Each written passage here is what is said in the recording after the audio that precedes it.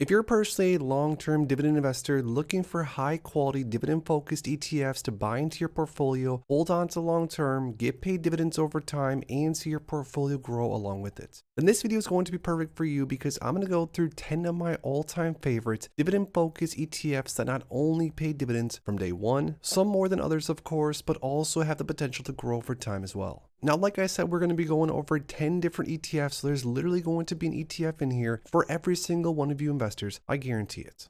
So if you want to see which 10 ETFs I'm talking about, make sure to stick around, drop a like down below, and let's get right into the first one. If you are a dividend investor who wants to level up your portfolio, you need to be tracking your dividend income consistently. And that's why I created the perfect dividend tracker that I've used to scale my dividend income up to all-time highs over the last year. Now, along with this dividend tracker, you're also going to receive my A to Z dividend investing ebook, which shows you how I personally started from $0 several years ago to now where I earn over $7,500 per month in dividends. So if you want this tracker and the ebook, go to the first link down below in my description and grab it today. Now, the first ETF that could be worth looking into, especially if you're a dividend-focused investor, but also want to see some capital appreciation as well, is ticker symbol VIG, the Vanguard Dividend Appreciation Index Fund. This ETF is actually a newer holding in my portfolio, and ever since I started buying it, it's basically been trading up and to the right, just like it more or less has done historically. This ETF holds on to a massive basket of holdings, with top names being things like Apple, Broadcom, Microsoft, JP Morgan, dividend payers, but also names in here that have grown consistently over the years.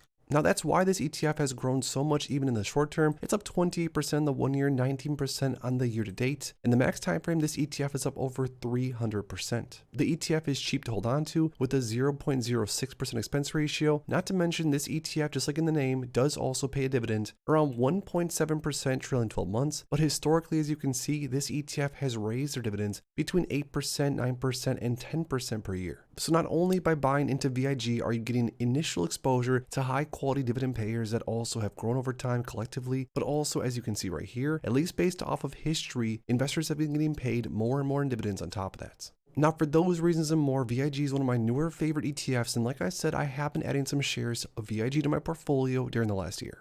Another ultra high quality ETF to look into is definitely VYM, the Vanguard High Dividend Yield Index, which I'm sure some of you guys have either heard about or even have it in your portfolio as of right now. This ETF is awesome because just like VIG, and just like a lot of the others we're going to talk about, it offers a lot of exposure to a lot of different names that have grown over time consistently, and all for the cheap price of just, once again, 0.06%. Now, with VYM, you're getting a mixture of holdings, names like Broadcom, JP Morgan, ExxonMobil. The ETF is full of over 500 single stocks, all dividend payers, and like I said, collectively, a lot of names that have also grown a lot over the years on top of that. Now, even though VYM has also been having an amazing year as far as growth for the ETF, I mean, the ETF has basically consistently been trading at all-time highs almost every other trading day, it feels like. The ETF also pays a pretty massive dividend, around 2.74% trailing 12-month dividend yield. Now, I say that's pretty massive because, again, with something like VYM, you're getting so much exposure to growth that, along with that, to almost get paid 3% on top of that as far as cash flow, I consider that pretty good. Not to mention, VYM also has a very healthy dividend growth rate, and as you can see, investors have been getting paid more and more income over the years.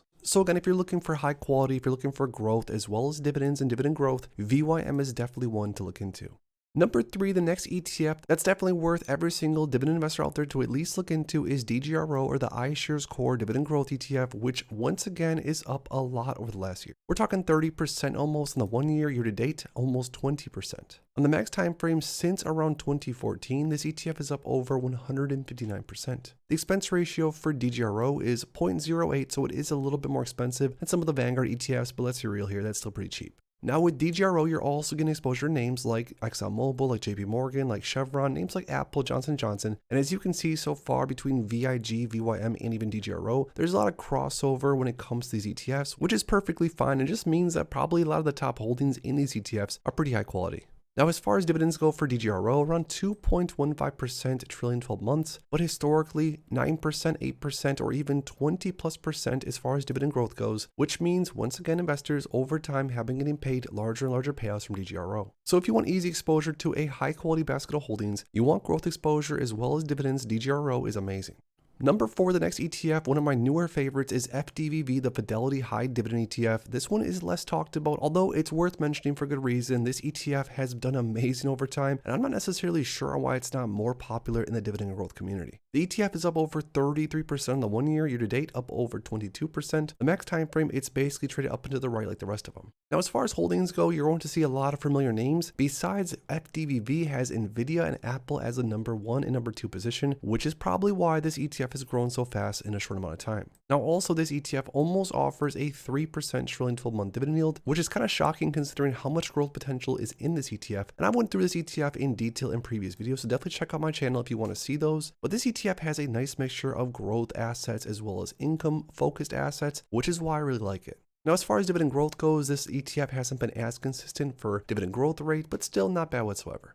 The next ETF, this is one of my personal favorites, is SEHD, or the Schwab US Dividend Equity ETF. This ETF, in my opinion, offers the perfect balance of growth and income, basically from day one for more dividend income focused investors. The ETF is up over 26% in the 1 year. Year to date, it's up almost 15%, so it is sort of lacking a little bit of growth, but keep in mind this one does pay a little bit higher of a dividend. And even still, in the max time frame, this ETF is up over 243%. It does have a 0.06 expense ratio, so it's very cheap to hold on to also. Now, with SHD, you're getting exposure to a little bit of different names, although there still is some overlap here. Names like BlackRock, Cisco, Chevron make up the top 3 positions as of right now when it comes to SHD, but generally speaking, you are getting dividend and dividend growth names within the ETF. The dividend is around 3.4% when it comes to SEHD, trailing 12 months, but the dividend growth has been insane over the last several years, anywhere from 9 to 12% dividend growth rates, which is why I personally love this ETF so much. I want to buy into SEHD today, get paid whatever dividend income today or tomorrow, but then later on down the line, say 5 years, 10 years from now, I want my yield on cost to be incredible, like it has been for investors that bought into it back here.